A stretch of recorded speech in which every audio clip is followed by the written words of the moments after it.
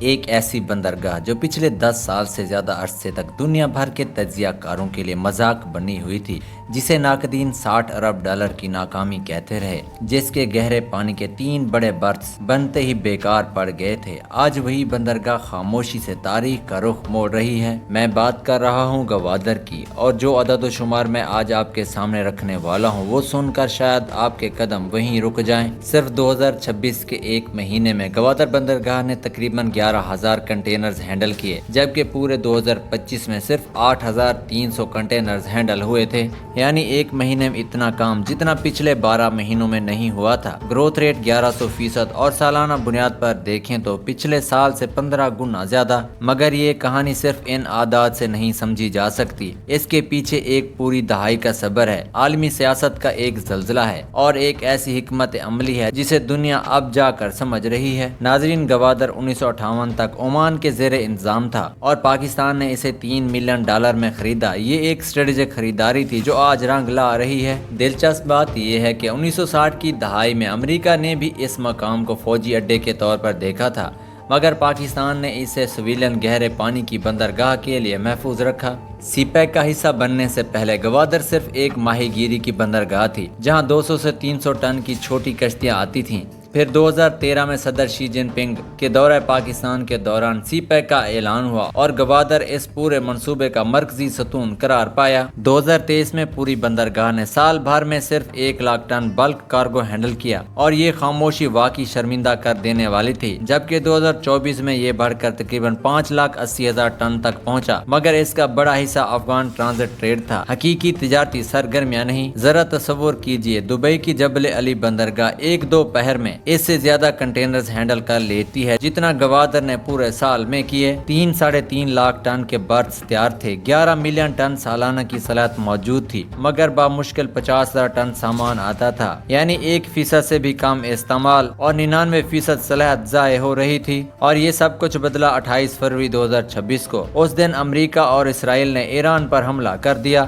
جبکہ ایران کا جواب چند ہی دنوں میں آیا، جس کے نتیجے میں آبنائے ہرمز بلاک کر دی گئی، وہی تنگ گزرگاہ جس سے دنیا کا تقریباً 1/3 سمندری تیل اور گلوبل کنٹینر ٹریفک کا ایک بڑا حصہ گزرتا ہے، اور اس کا نتیجہ تباہ کن تھا۔ 1500 سے زیادہ جہاز پھنس گئے، جس کے بعد 16 اپریل کا دن تو بالکل تاریخی تھا، جب گوادر پر بیک وقت 2 جہاز لنگر انداز ہوئے، ایک 5,000 ٹن سامان لے کر اور دوسرا 367 ٹن مشینری کے ساتھ۔ پھر آیا MV جیاشان، جو 93,270 میٹرک ٹن پرائم سٹیل لے کر گوادر پہنچا، حالانکہ اس کی اصل منزل عمان کی پورٹ سہار تھی۔ اس کے ساتھ MV ریجینا بھی 68,000 ٹن کارگو لے کر آیا، جو سنگاپور سے ڈائیورٹ ہوا تھا۔ 15 مئی 2026 تک 47 بڑی شپنگ لائنز نے گوادر کو متبادل روٹ کے طور پر باقاعدہ رجسٹر کر لیا۔ انشورنس کمپنیوں نے گوادر روٹ پر پریمیم 40% کم کر دیا، جبکہ ہرمز روٹ پر یہی پریمیم 300% بڑھا دیا گیا۔ سعودی عرب اور UAE نے بھی گوادر کو اپنا پلان بی پورٹ سمجھنا شروع کر دیا۔ گوادر روٹ استعمال کرنے والوں کو 12 سے 15% بچت ہو رہی تھی، اور 2026 کے پہلے 4 مہینوں میں 28,000 سے زیادہ کنٹینرز یہاں آ چکے تھے۔ اب سوال یہ ہے کہ گوادر نے یہ موقع اتفاق سے نہیں جیتا تو پھر کیسے جیتا؟ اس کی 4 بہت ٹھوس وجوہات ہیں۔ پہلی وجہ جغرافیہ ہے۔ گوادر ہرمز سے باہر ہے، کھلے عرب سمندر پر کسی چوک پوائنٹ سے گزرنے کی ضرورت ہی نہیں۔ دوسری وجہ گہرائی ہے، 12.5 میٹر کا چینل ان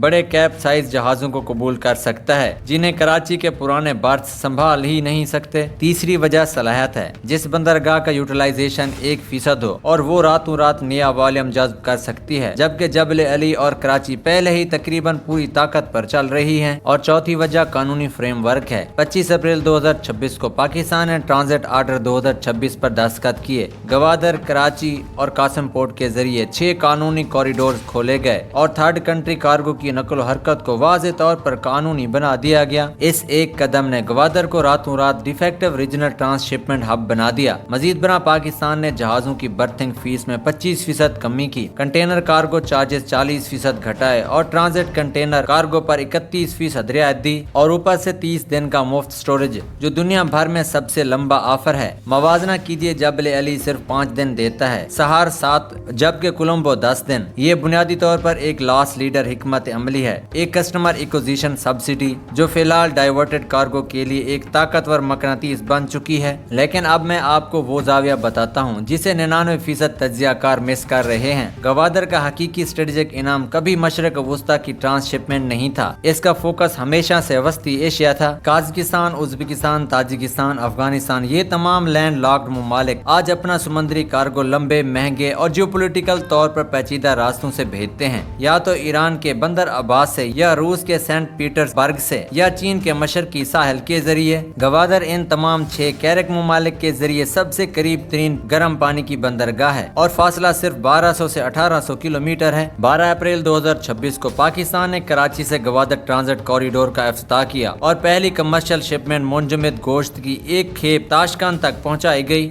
ये प्रूफ ऑफ कंसेप्ट था। काजकिस्तान के आला सतही वफूद पहले ही इस रूट का जायजा लेने पहुंच चुके हैं। और जरा रियाजी पर गौर कीजिए, अगर वस्ती एशिया का सिर्फ 15% कार्गो भी शिफ्ट हो जाए तो गवादर की सालाना आमदनी $2.8 बिलियन तक पहुंच सकती है। यही वो लॉन्ग गेम है जो चीन ने एक दहाई पहले देखा था। हुर्मुज क्राइसिस ने गवादर की स्ट्रेटेजिक वैल्यू पैदा नहीं की, इसने बस वो लम्हा तेज कर दिया जब ये वैल्यू सबको नजर आने लगी। अब इंफ्रास्ट्रक्चर भी आखिरकार हिकमत अमली के साथ हम आहंग हो रहा है। सालों तक सबसे बड़ी रुकावट यही थी कि कार्गो गवादर तक आ भी जाता तो आगे कहीं नहीं जा सकता था, क्योंकि M8 एक्सप्रेस वे नामुकम्मल थी और शिपमेंट्स को पाकिस्तान के बाकी हिस्से तक पहुंचने के लिए 1500 किलोमीटर का चक्कर काटना पड़ता था। अब 6 लेन ईस्ट बे एक्सप्रेस वे फाल हो चुकी है, जिसने कराची से गवादर तक का वक्त 8 घंटे कम कर दिया है। पानी और बिजली की पुरानी किल्लत डिसैलिनेशन प्लांट्स और इंटीग्रेटेड ग्रिड के जरिए हल हो चुकी है। नया गवादर इंटरनेशनल एयरपोर्ट ऑलमोस्ट मुकम्मल ऑपरेशनल हो चुका है, जो हाई वैल्यू कार्गो के लिए सी एयर इंटीग्रेशन मुकम्मल बनाएगा। डिजिटल पोर्ट सिस्टम मुतारिफ कराने से क्लियरेंस टाइम 6.2 दिन से कम होकर 2.8 दिन पर आ चुका है। मकामी बलोच नौजवानों को 2026 में 4200 नई नौकरियां मिली, जो पिछले 10 सालों का सबसे बड़ा रिकॉर्ड है।